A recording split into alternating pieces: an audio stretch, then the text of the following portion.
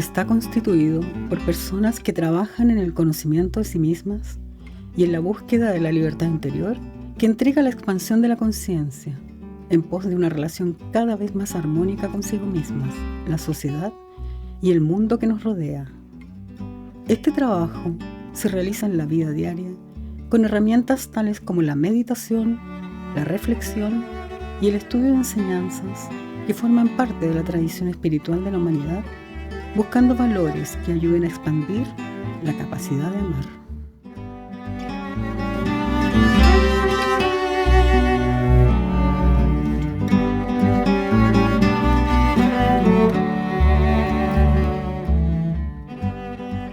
Bueno, el tema que vamos a desarrollar hoy día con Tania lleva como título, ¿cierto?, la neurociencia de la meditación.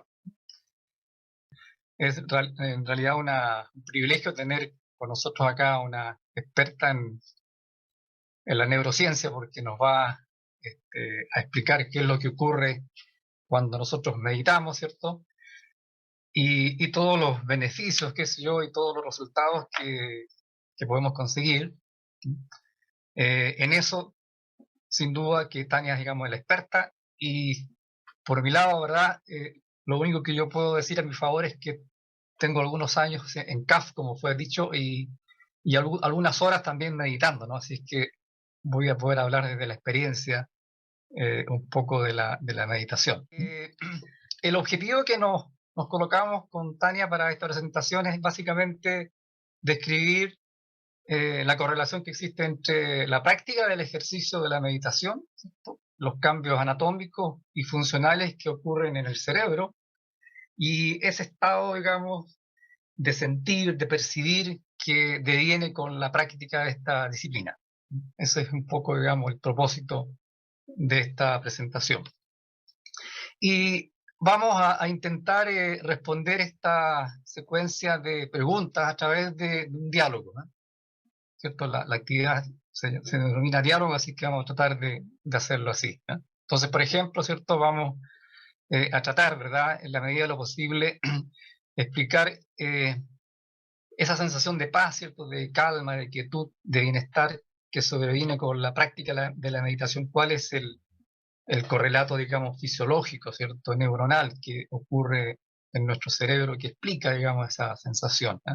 ¿Cuáles son las partes del cerebro que intervienen en la práctica y el estado de meditación? ¿Qué ocurre en el cerebro cuando respiramos profundamente, pausadamente, ¿cierto?, cuando cerramos los ojos, o cuando visualizamos un cuadro imaginativo, ¿cierto?, o verbalizamos una palabra, un mantra, ¿eh?, como se escucha muchas veces en los meditadores, ¿eh?, meditantes, ¿cierto? ¿Cuáles son los cambios anatómicos y funcionales que ocurren con la práctica de la meditación? ¿Qué explica ese mayor estado de alerta, de atención, de percepción, de concentración, de focalización, provocado por la práctica de la meditación, ¿ya? Y esta sincronía, esta coherencia que muchas veces, ¿cierto?, se habla entre cerebro y corazón, que también deviene con la práctica de la meditación, y un parámetro por ahí, digamos, que se usa hoy día mucho en ciencia, que es la tasa de variabilidad cardíaca. También vamos a tratar de dar un poco de información al respecto, ¿ya?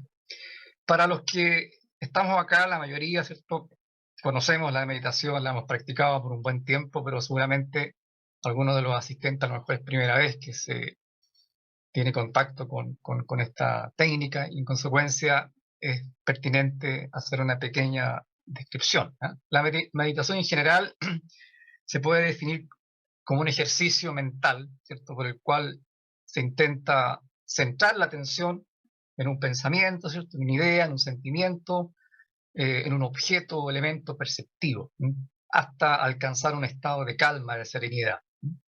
Y en algunos tipos de meditación se pueden usar vocalizaciones, mantras, como decía recién, cuadro imaginativo, ¿verdad?, o hasta a veces música ambiental para conseguir el efecto deseado. Y esto se acompaña muchas veces con una adecuada postura física y también, ¿cierto?, con alguna técnica, alguna forma, digamos, de respiración particular. Existen diversos tipos de meditaciones, ¿eh?, cada uno con un propósito bien definido, ¿eh? La mayoría, ¿verdad?, tiene un propósito religioso, místico, ¿verdad?, de concentración, ¿cierto? Incluso en este último tiempo, ¿verdad?, para la salud mental, para la relajación, para la liberación del estrés, ¿no? Y en la mayoría de los que estamos acá, ¿cierto?, esta herramienta, la meditación, es fuente de autoconocimiento, es fuente, digamos, de transformación interior, ¿no? Podría enumerar una serie de técnicas de meditación, ¿ya? Aquí coloqué algunas de las que encontré por ahí en Internet, ¿no? Algunas de ellas las conozco por alguna experiencia ahí en el pasado, pero la mayoría de ellas proviene de Oriente, ¿no? Y, y al lado derecho, ¿cierto?, en la columna derecho, aparecen ahí, ¿cierto?, unas formas de meditación que tiene CAF, ¿no?, que, como dije recién, ¿no?, es una herramienta poderosa, tremenda para el trabajo interior, ¿no? Así que también tenemos ahí un acervo de técnicas de meditación. ¿Qué es lo común en todo este tipo de meditaciones? Por supuesto que hay diferencias, ¿cierto?, hay propósitos distintos, pero ¿qué es lo que uno podría distinguir como común, ¿ah?, como algo que está presente, diría yo, como básico en todas ellas, ¿ah? Es que se detiene el flujo incesante de pensamientos, ¿cierto?, que envuelven normalmente nuestra mente, ¿ah? Esa mente, ¿cierto?, loca, ¿cierto?, como decía por ahí Santa Teresa, ¿verdad?, ¿no? O el macaco este que se mueve, ¿verdad?, de árbol en árbol, de rama en rama, ¿cierto? La meditación permite, de alguna forma, aquietar, ¿cierto?, ese estado, ¿no? Se aquietan los sentidos, ¿cierto?, los ritmos biológicos, a través de la postura, de la respiración, y deviene una suerte de relajación. Y se establece, ¿cierto?, un estado de mayor percepción del aquí y el ahora, ¿no? Incluso, ¿cierto?, una conciencia, ¿cierto?, de lo que lo rodea, y quizás lo más importante, ¿cierto?, una autoconciencia, ¿no?, que es un privilegio de nosotros los seres humanos, ¿cierto?, ser conscientes de nosotros mismos. Estas técnicas de meditación que yo mencioné recién tienen estas características en común, y estas características en común están eh, reunidas e integradas en una forma de meditación de Occidente del último tiempo, que se conoce como mindfulness, ¿ah?, que significa atención plena, ¿ya? ¿Y por qué la traemos acá? Porque, bueno, es sobre la técnica de meditación que la ciencia ha hecho mucho estudio, ¿ah? Se han publicado miles de papers, artículos en revistas especializadas, revistas médicas. Se han hecho experiencias en el laboratorio, ¿verdad?, donde a los meditantes se le han colocado electrodos, se le han medido parámetros fisiológicos, y en consecuencia sobre los resultados de esta práctica en particular, digamos, es donde hay información objetiva, científica, que es la que nosotros queremos compartir, ¿ah? Pero como digo, eh, esta técnica en particular está, digamos, presente en casi todas las tipos, digamos, y técnicas que mostré de meditación en la slide anterior. Así que, en consecuencia, las conclusiones, ¿verdad?, y los resultados que podamos acá mostrar son también válidas para esas prácticas, ¿ya?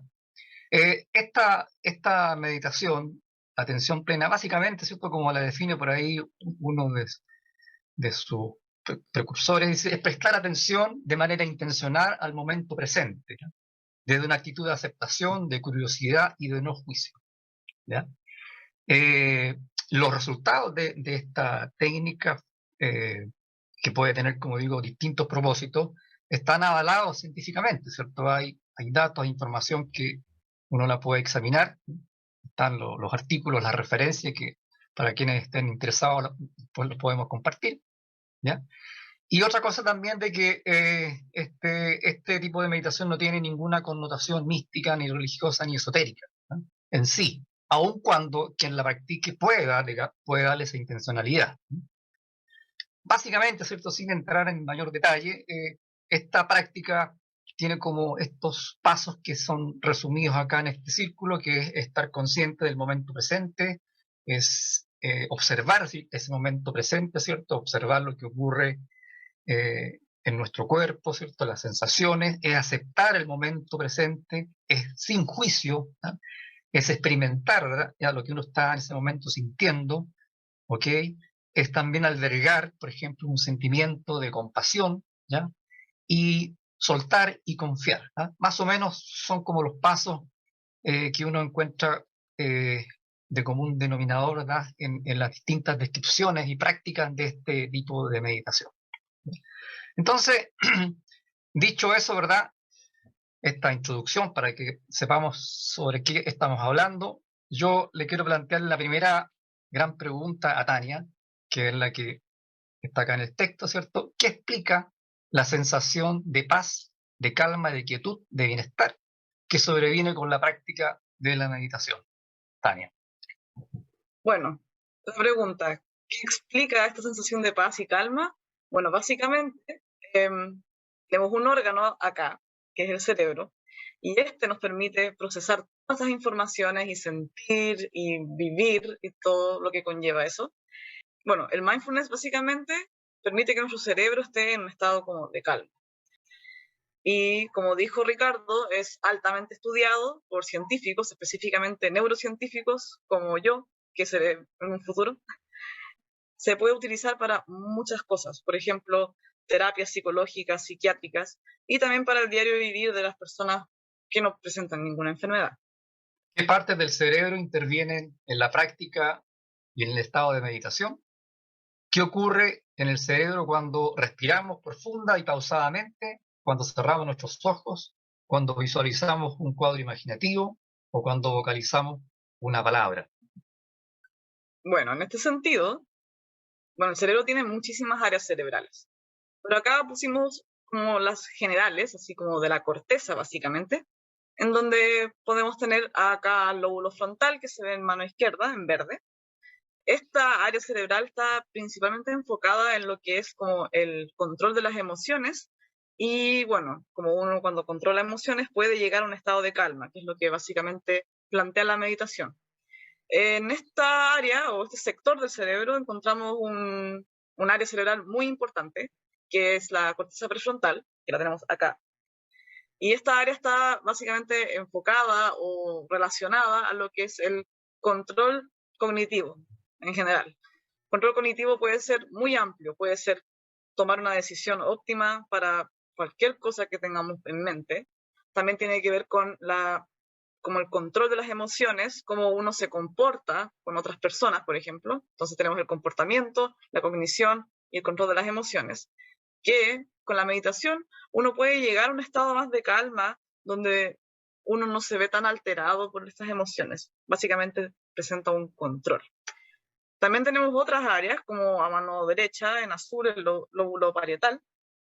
Este está enfocado principalmente en lo que es la autopercepción de uno mismo. Entonces, cuando uno medita, específicamente en el mindfulness, uno está en este estado del presente con uno mismo, tan concentrado que logra desconectarse básicamente de lo que está afuera. Entonces acá la autopercepción como que se ve aumentada en este caso. Otras áreas muy importantes e interesantes y muy como necesarias para el diario vivir es el sistema límbico, que se encuentra en la parte inferior derecha. El sistema límbico es un sistema, o sea, consta de varias áreas cerebrales, y se encuentra en la parte más profunda del cerebro. De hecho, son como las áreas más primitivas que tenemos nosotros. Acá podemos encontrar, por ejemplo, la amígdala, que está enfocada en el control de la emoción o en el procesamiento, básicamente. Ahí es donde uno siente la emoción. También tenemos al hipocampo, que está relacionado al aprendizaje de la memoria, y otra área que sería el hipotálamo, que se encuentra ahí en el centro de la imagen, en el centro del cerebro, que es un área muy importante porque el hipotálamo es el sector del cerebro que nos permite producir distintas hormonas que van a producir efectos en todo el cuerpo, además del cerebro. Y acá tenemos una hormona muy importante que a todos nos afecta en el diario vivir. ¿Cuál sería esa? La del estrés, que es el cortisol. Entonces, con la meditación, si uno la practica constantemente en el diario vivir, que eso es lo bueno del mindfulness, porque uno lo puede aplicar en toda la vida, así en el diario vivir, caminando, conversando, manejando, ahí uno puede llegar a disminuir estos niveles de cortisol, es decir, de hormona del estrés. disminuyendo así el estrés. ¿Y qué es lo que nos causa el estrés en verdad? Bueno, nos aumenta el ritmo cardíaco, nos aumenta el ritmo respiratorio también, nos deja tiritones y tensos. Y ahí con la meditación uno podría como disminuir todos estos efectos como no muy placenteros, medios adversos del estrés. Bueno, acá tenemos dos áreas cerebrales muy importantes que se ven afectadas, en el buen sentido, en la meditación. Voy a decirles un poco de qué hace cada área. Por ejemplo, la corteza prefrontal, como les había dicho anteriormente, se encuentra aquí, en la parte frontal, y está enfocada básicamente en el control cognitivo. Entonces, básicamente es como el director de orquesta del cerebro. La corteza prefrontal presenta muchas conexiones en distintas áreas, y una de ellas, que ya la mencioné anteriormente, es la amígdala.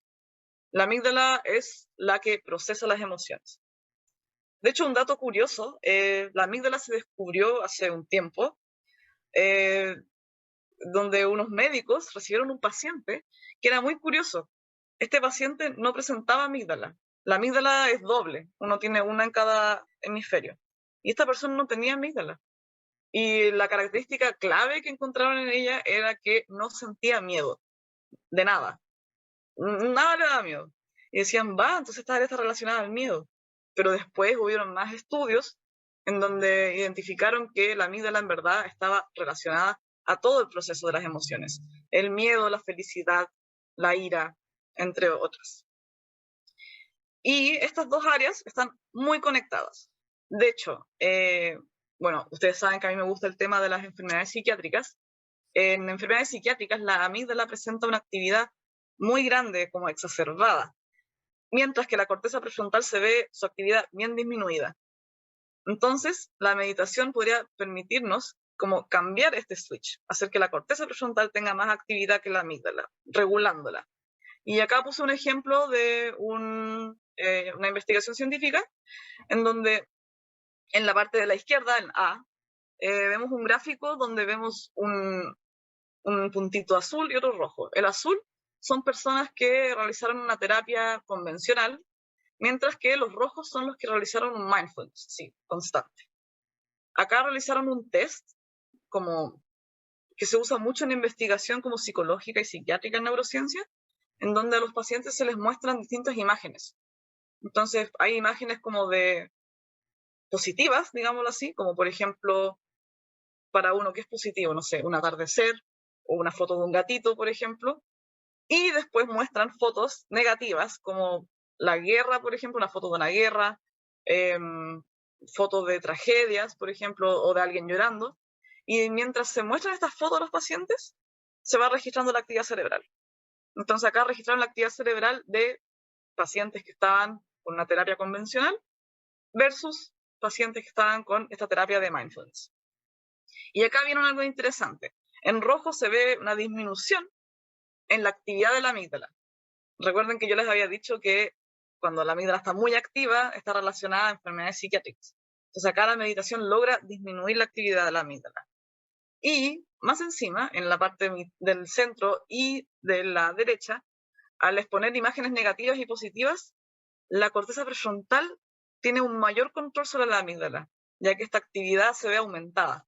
Entonces, básicamente, podríamos decir que la meditación va a permitir llegar a un estado como de cerebro sano de nuevo, haciendo que la actividad de la amígdala sea menor, por ende las emociones no van a estar explotando, no van a estar como exageradas, mientras que la corteza prefrontal acá va a tener un mayor como control de todas las áreas, en este caso la amígdala.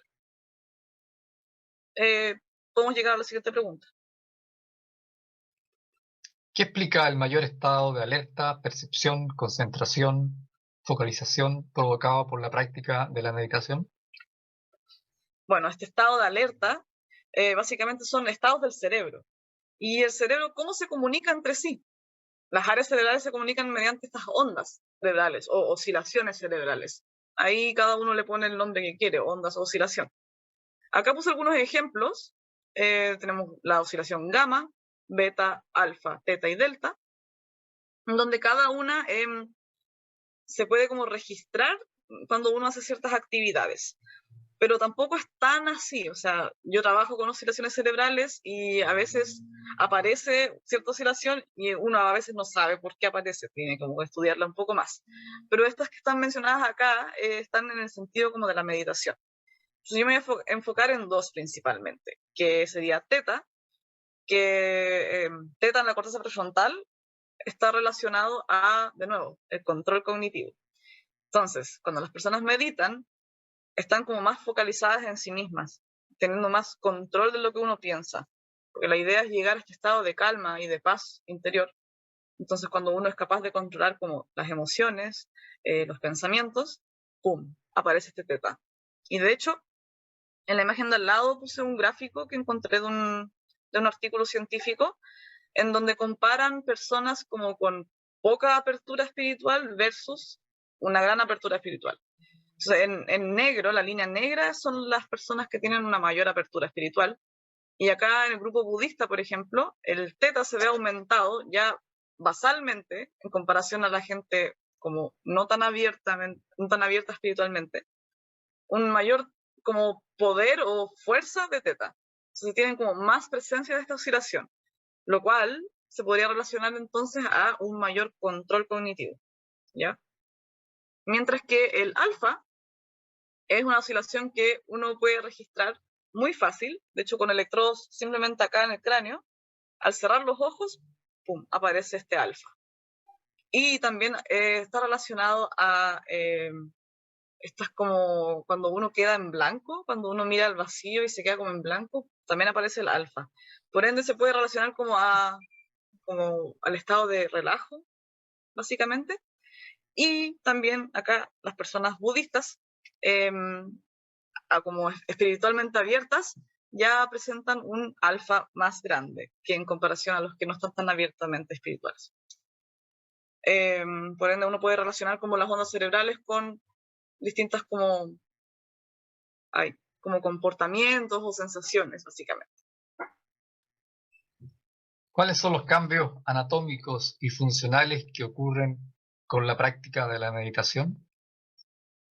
Bueno, cambios funcionales, vimos algunos que son estos como aumentos en la fuerza de estas oscilaciones, porque la funcionalidad básicamente se debe a esta comunicación entre las áreas. Pero los cambios anatómicos también existen, a pesar de que esta es una disciplina que aún está como en pañales, digámoslo así. Aún se está estudiando hasta el día de hoy qué ocurre en el cerebro así como anatómicamente, pero han habido estudios que muestran que las cortezas, toda la corteza del cerebro, en personas que meditan durante un mayor tiempo, durante más años, presentan como un aumento en esta como corteza. Por ende, tienen más conexiones neuronales, lo que permitiría entonces generar aún más comunicación entre las áreas. Y esto nos podría llevar aún más como fácil al estado de calma y de paz que uno quiere llegar. Y por ejemplo, tengo un ejemplo de la corteza motora, que es la corteza que está enfocada en el control como motor y también de los sentidos. Y de hecho, personas que meditan presentan una mayor tolerancia al dolor. Eso puede ser debido a estas como nuevas conexiones que se formaron debido al aumento del tamaño de estas áreas.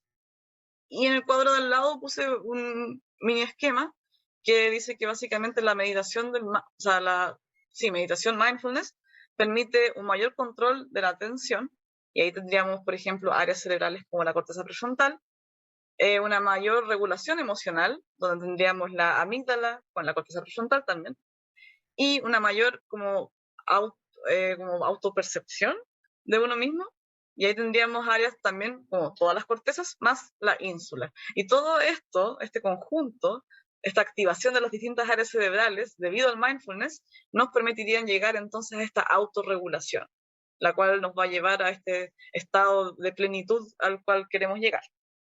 Bueno, las siguientes preguntas, ¿cierto? ¿Qué es la sincronía entre corazón y cerebro? ¿Y qué mide la tasa de variabilidad cardíaca? ¿No?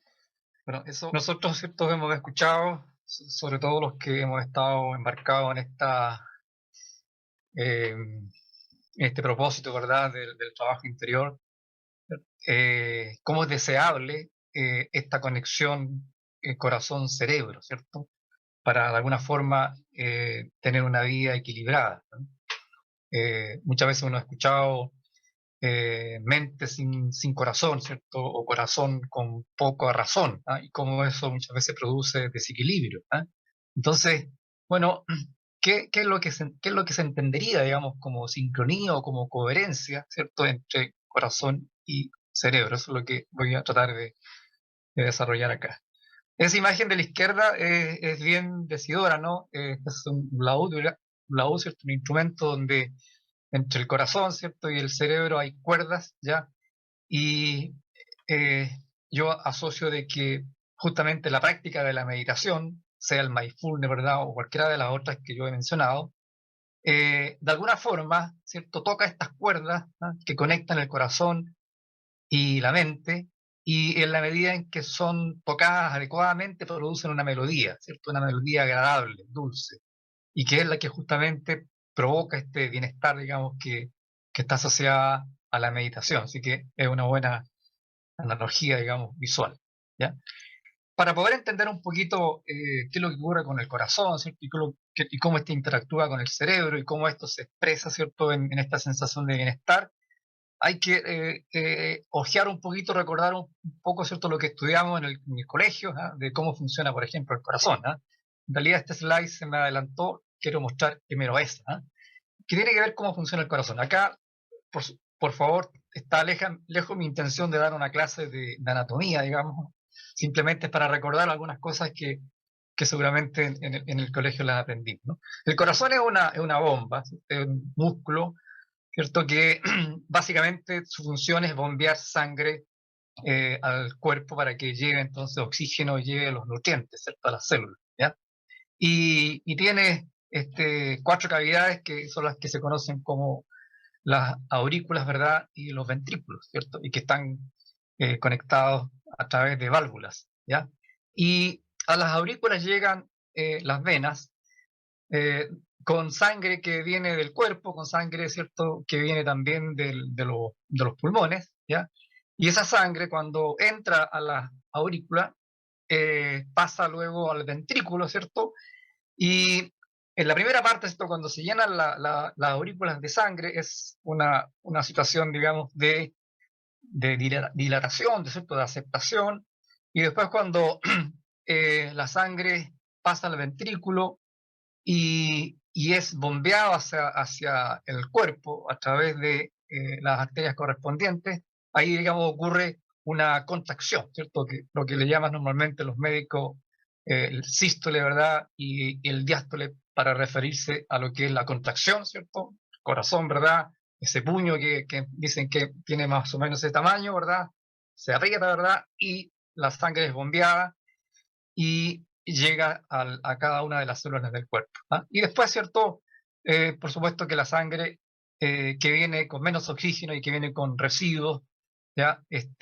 Entra nuevamente a este sistema y es guiado hacia los pulmones para que ahí, a través de la respiración, se produzca el intercambio de oxígeno y de dióxido de carbono, y ese proceso, ¿cierto?, es el que nos permite, digamos, estar vivos, ¿ya?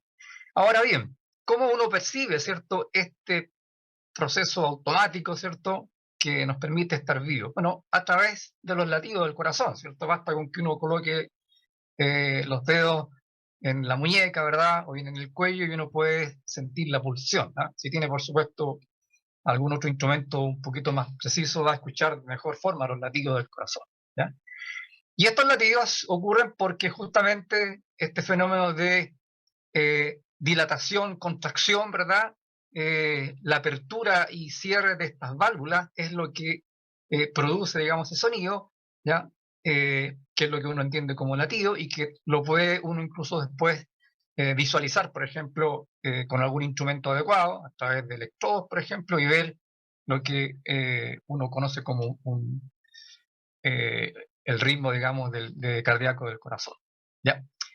Y la característica que tiene estas pulsaciones, ¿verdad? Este latido, ¿cierto? Cuando el corazón se contrae, ¿cierto? Y lanza la sangre hacia el resto del cuerpo, y después, ¿verdad?, se dilata, ¿cierto? Contracción, dilatación, y que se traduce eléctricamente, digamos, en estas ondas que yo les estoy mostrando acá, ¿ya? Esto es lo que uno conoce, ¿cierto?, normalmente como el batimiento cardíaco, ¿ah? Y que normalmente, ¿cierto?, son, qué sé yo, alrededor de 60, 70 batimientos por minuto, ¿ah? Y que es lo que uno puede medir, como digo, con un instrumento, con la mano, ¿cierto?, con el pulso, etc. Ahora, aquí, digamos, es donde viene un aspecto que quiero conectar yo con la meditación, ¿ya? La separación, digamos, en el tiempo, ¿cierto?, de estos pulsos, ¿ya?, de estos latidos, no es constante, ¿ya? Varía, ¿ya? Eso quiere decir, digamos, de que el primer latido, ¿cierto?, o el segundo latido después del primero, ¿cierto?, tiene una distancia en el tiempo, por así decirlo, distinto del siguiente latido, ¿ah? Hay una variabilidad, ¿ya? Y esa variabilidad, ¿ya?, cuando uno está con salud, cuando uno está en un estado de calma, de quietud, es una variabilidad, yo diría, digamos, amable, ¿ah? Es una variabilidad, digamos, que tiene cierta armonía, ¿ah? Y uno puede, digamos, ver esa variabilidad también en un instrumento, ¿ya? En cambio, cuando uno está, por ejemplo, con estrés, ¿cierto?, está incluso con miedo, hasta se siente amenazado, ¿ya?, esa variabilidad es bastante irruptiva, digamos, es bastante ruidosa, por así decirlo, ¿ya? Es decir, en algún momento, ¿verdad?, mi batimiento, qué sé yo, son 60 batimientos por minuto, ¿ya? Y después sube a 80, y después baja a 50, y después sube a lo mejor a 110. Es absolutamente irregular esa variabilidad, ¿ya? En cambio, esto cuando, por ejemplo, ¿verdad?, meditamos, esto cuando nos relajamos, esa variabilidad tiende a ser bastante suave, ¿ya? Y uno incluso, como digo, la puede visualizar también a través de un sensor, y lo que uno visualizaría serían, por ejemplo, estas formas de onda que estoy mostrando acá. Por ejemplo, ¿ya?, si yo estoy con una sensación de aprecio, como dice ahí, ¿verdad?, de quietud, de calma, esa variabilidad es sinuosa, ¿ah?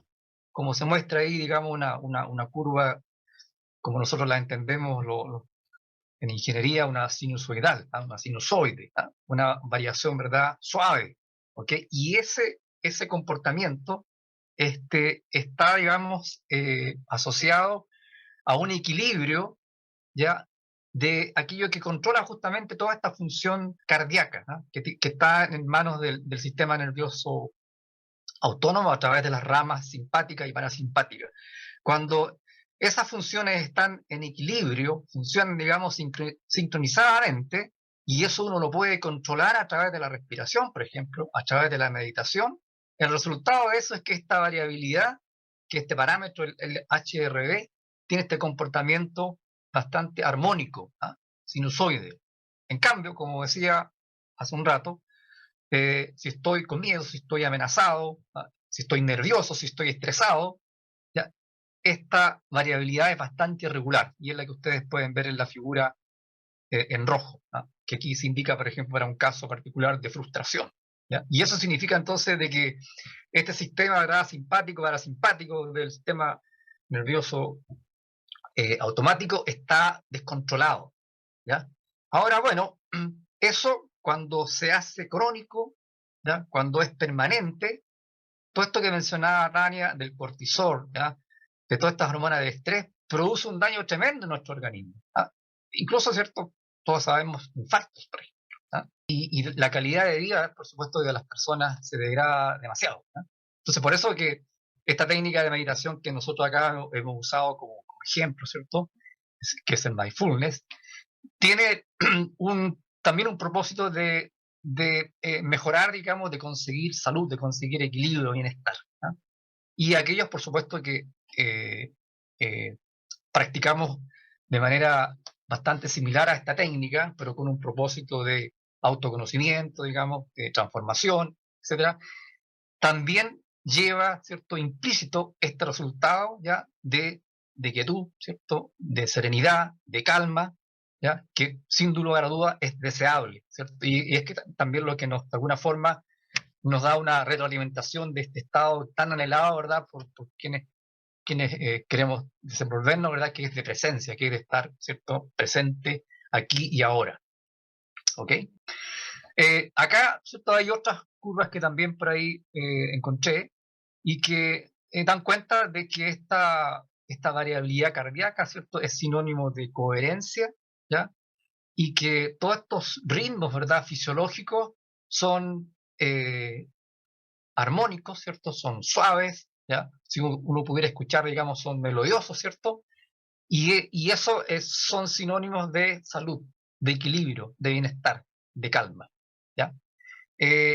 Como le comentaba a Tania ayer, me hubiera gustado haberle hecho una demostración porque yo hace mucho tiempo me compré un sensor, ¿ya? Que uno se lo coloca acá en las orejitas, ¿verdad? Hay otros que uno mete el dedo y uno puede ver en el computador justamente esta tasa de variabilidad cardíaca. Y cuando uno comienza a meditar, cuando comienza a respirar, se aparecen estas formas de onda, ¿ya? Entonces, al principio, ¿verdad? Bueno, cuando recién entra, está esta señal, esta tasa de variabilidad súper irregular. Pero después uno se va calmando, va entrando en meditación, ¿cierto? Va, qué sé yo, haciendo una invocación, va describiendo un cuadro imaginativo, eh, algo, digamos, bello, algo apacible, y esa forma de onda justamente va consiguiendo esa característica, ¿verdad? De sinusoide, armónica, ¿ya? Y que se traduce al final en que todos los procesos fisiológicos, ¿verdad? Que los controla el sistema nervioso autónomo, ¿ya? Consiguen, digamos, un equilibrio y eso se traduce, por supuesto, que después en salud. ¿Okay? Y junto con eso, bueno, querría hacerle la siguiente pregunta a Tania, ¿no? ¿Cuáles serían los efectos de la meditación en nuestra vida diaria, ¿cierto? Y en particular en nosotros, en nuestra salud, Tania. El efecto de la meditación, como en nuestra vida, bueno, lleva muchos como aspectos positivos. De hecho, la meditación se puede como relacionar y utilizar para tratar enfermedades psiquiátricas. Por ejemplo, el mindfulness principalmente ha sido como muy estudiado por científicos y todo, y ha llevado a resultados positivos para tratar dichas enfermedades, como por ejemplo, ahí puse unas imágenes como la ansiedad, los trastornos alimenticios, problemas del sueño también, el estrés, que es como lo clave, lo que destruye vidas básicamente y nos deja mal, y bueno, trastornos de personalidad y depresión. Esta como conexión al momento presente hace que el cerebro esté en otro estado, básicamente disminuyendo los síntomas de las enfermedades. Bueno, voy a hablar de terapias que existen y una de ellas es esta, la terapia dialéctica conductual, que fue creada por esta mujer que está acá, que es la doctora Marsha Linehan. Ella, de hecho, cuando era joven, sufrió mucho de un trastorno de personalidad, que es el trastorno límite. Y ella a lo largo de su vida siempre estuvo internada con psicólogos, con psiquiatras, y nadie nunca la ayudó. Hasta que ella un día, después de su última como internación en un psiquiátrico, dijo, basta, yo voy a estudiar psicología, voy a hacer un doctorado y voy a encontrar una terapia para ayudar a personas que sufren lo mismo que yo. Entonces ella creó esta terapia dialéctica conductual que mezcla la teoría del conductismo, que es básicamente el estudio de la conducta, mezclado con la meditación, que son como aspectos como de la cultura oriental.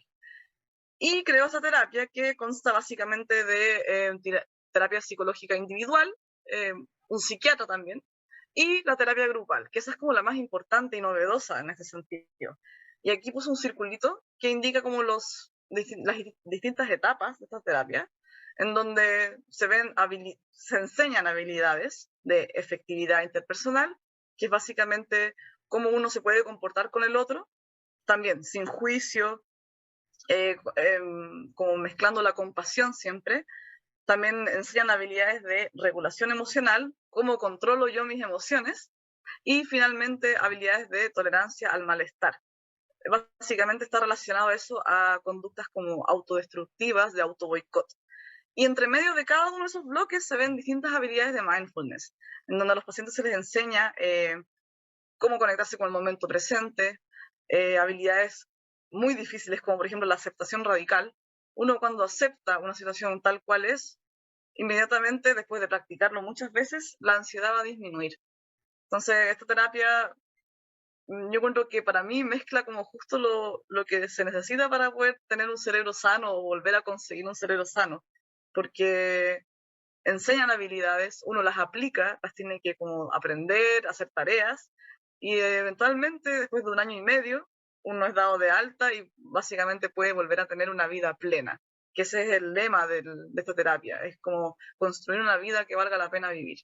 Y a mí en verdad me inspira mucho esto, y yo por eso quiero estudiar psicología y dedicarme después a esta misma terapia, como terapeuta. Bueno, y para terminar, y antes de pasar a las preguntas, acá con Tania resumimos algunos tips, ¿ah? Tal vez a modo de conclusión. Estas frases, ¿cierto?, que yo creo que son interesantes, ¿no?, que después las podemos comentar. Y los sentidos nos pueden ayudar a conectarnos con el presente, ¿ah? De hecho, ¿verdad?, a veces uno quiere anular los sentidos, ¿cierto?, pero también nos pueden ayudar, pero fuertemente, ¿cierto?, a conectarnos, ¿ah? La sensación corporal, por ejemplo, hay técnicas de meditación que justamente a través del sentir, ¿ah?, de la sensación sentida, por ejemplo, uno puede tener un autoconocimiento e incluso también como terapias para mejorar ciertas situaciones, digamos, de enfermedades, ¿no?, mentales. La calma, serenidad y equilibrio que deviene de la práctica de la meditación tiene una base neuronal, ¿ah? Creemos que con lo que hemos expuesto, particularmente Tania, no nos quepa duda, digamos, de que todo lo que nosotros experimentamos, en términos de calma, serenidad, quietud, cuando practicamos la meditación, esto tiene un correlato fisiológico, ¿ah?, neuronal particularmente, ¿ya? La respiración, ¿cierto?, puede influir de manera importante en el sistema nervioso autónomo, ¿no?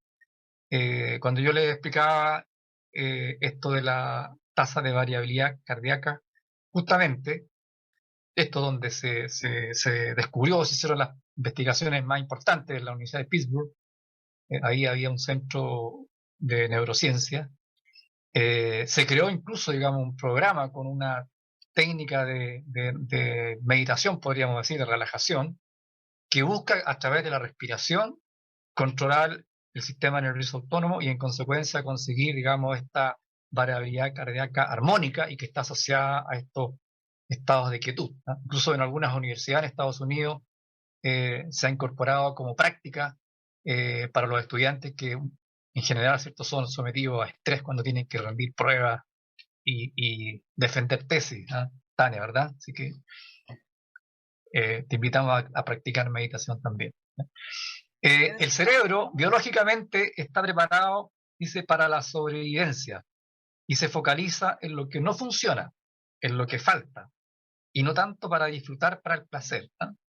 Esto es bien extraño, ¿cierto?, porque pareciera que como naturaleza somos un poco pesimistas, ¿no?, o negativos, pero no es así, ¿no? Lo que ocurre es que con esto está salvaguardada la sobrevivencia, ¿no?, el estado, digamos, de alerta. Y en consecuencia nos deja un trabajo, ¿verdad?, para hacer nosotros, ¿ya?,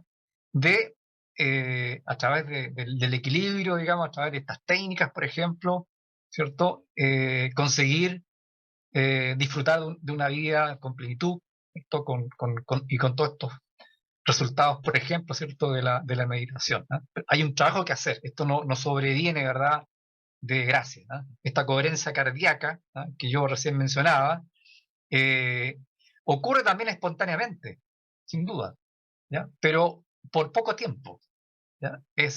Digamos, muy fugaz, pero uno lo puede conseguir y mantener en el tiempo de manera regular, por ejemplo, con la práctica de la meditación, ¿ya? La mente no está limitada solo al cerebro, el cuerpo también la sustenta y la determina, ¿no? Sobre eso, yo creo que Tania podría en otra oportunidad darnos una interesante presentación, porque, ¿cierto?, en la mente, ¿verdad?, ya, y todo el sistema neuronal, ¿verdad?, hoy día se sabe de que también habita, por ejemplo, en nuestro estómago, ¿cierto? Ahí hay una gran cantidad de neuronas, de neurotransmisores que se secretan, ¿verdad?, y todas aquellas cosas que nos determina nos determinan, digamos, en el sentir, ¿no? en el actuar, en el estar, ¿no? Así es que eso también, digamos, es un aporte que está haciendo la ciencia en estas técnicas milenarias, ¿no?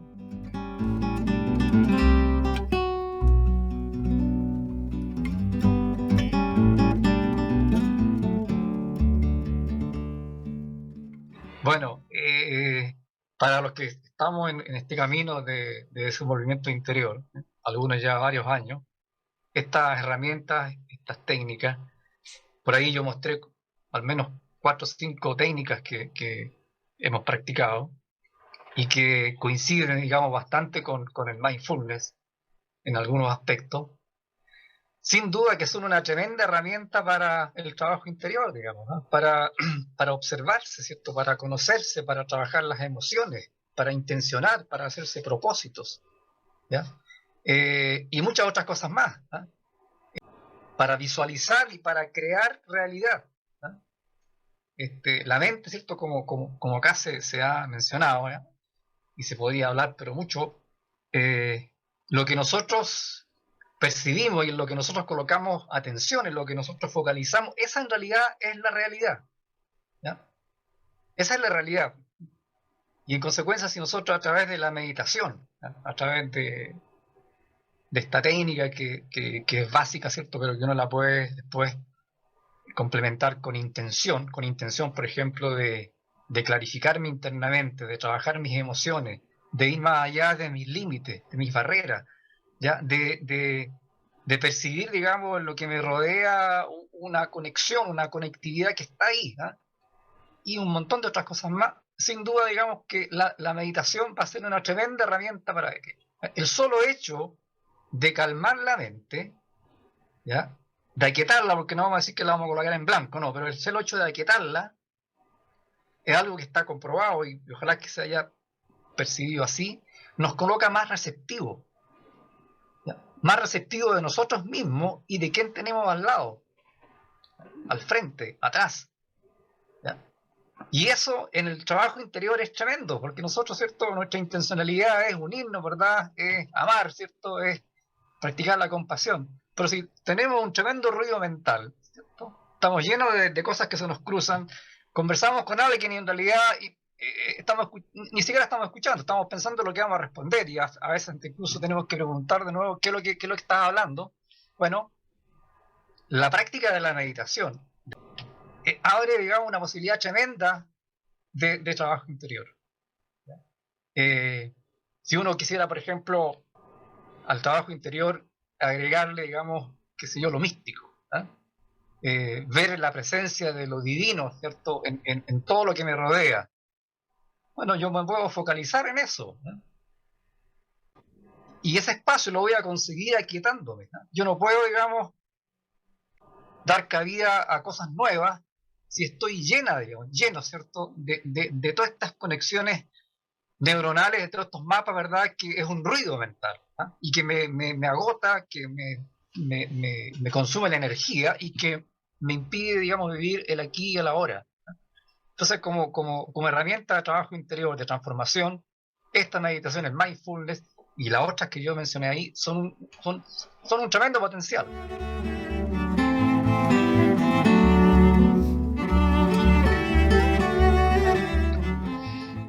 Bueno, lo que yo podría decir que hay diferencias, ¿no?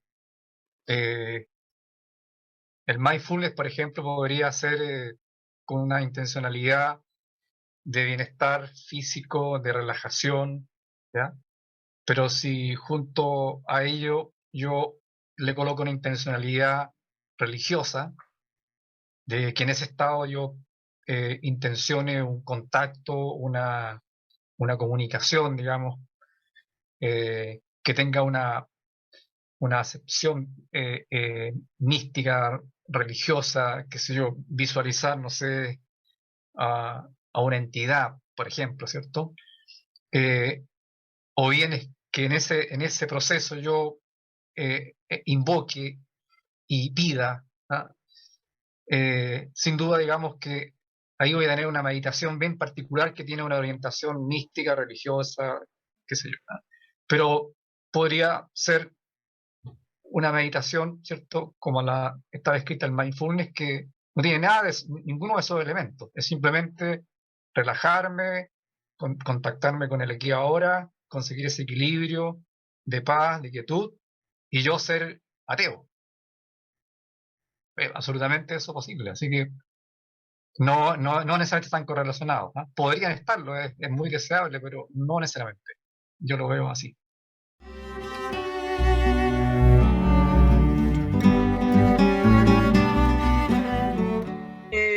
Yo encuentro que es algo tan personal que uno podría como ver o probar de a poco qué es lo que a uno lo conecta más con el presente. Entonces, no sé, a mí me gusta mucho mindfulness porque lo puedo usar en cualquier situación. O sea, como decía Ricardo, de que a veces uno conversa y ni siquiera pesca lo que dice la otra persona y uno solamente quiere responder.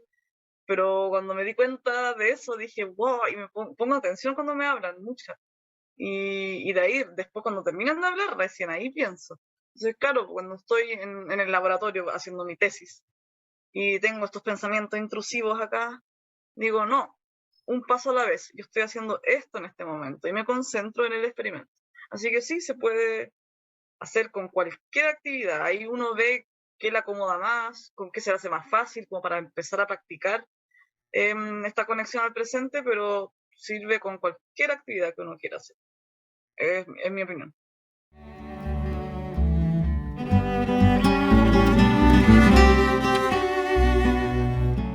Hay estudios bien interesantes, ¿ya? Después de entender de esta conexión mente-corazón, ¿ya?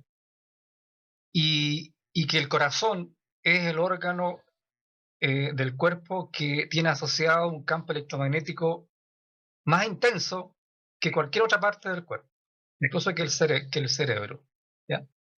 Y ese campo electromagnético no está concentrado, digamos, ahí en el corazoncito ni en el pecho, sino que se expande. Se ha medido eso, ¿no? Se ha medido tal como se miden, qué sé yo, las antenas, digamos, ahí con instrumentos bien particulares, ¿no? Y en consecuencia eso tiene una influencia ya en el resto del cuerpo. Y tiene influencia en las personas que de pronto, ¿cierto?, se acercan a aquel que está meditando o a aquel que ha meditado mucho tiempo y que ha conseguido una sensación, un bienestar, una paz, una presencia, y eso se siente, ¿ya? Y eso no es privilegio solamente de los seres humanos, ¿eh? Perdónenme la comparación, ¿no? Los caballos tienen un tremendo corazón. Y se ha medido también el campo electromagnético que estos irradian, ¿ya? Y no sé si alguien ha tenido la experiencia de abrazar un caballo, bueno, un caballo manso, ¿no es cierto? Y lo que se siente es bien especial, ¿ya? Y ustedes saben, hay terapias, ¿ya? Se llama equinoterapia, creo, no sé, ¿eh? Sobre todo con niños que tienen, digamos, alguna dificultad, ¿cierto? Porque ellos transmiten, parece, ¿no? Irradian el producto de esa coherencia o sincronía, a lo mejor natural, ¿no? Y que es la que nosotros buscamos a través, por ejemplo, de la meditación. Entonces no es extraño de que a veces uno encuentre a alguien y sienta una atracción, ¿verdad? Sienta una sintonía, ¿ya? Y es porque hay algo físico ahí, no es subjetivo. Puede uno estar incluso con los ojos cerrados y sentirlo, ¿no? Es porque hay algo que se irradia, que por eso digo, va más allá, digamos, de la mente y del corazón, se irradia al resto del cuerpo y también al entorno. Muy bien, ha llegado el momento de despedirnos. Queremos agradecer en primer lugar a nuestros expositores por su hermosa conferencia, a todos ustedes por su interés y valiosas preguntas, y muy en particular a quienes se unen a estos encuentros por primera vez. Deseamos dejarles cordialmente invitados a nuestro próximo encuentro y por favor no olviden de compartir e invitar a sus familiares y amigos. Tengan todos muy buenas noches y muchas gracias.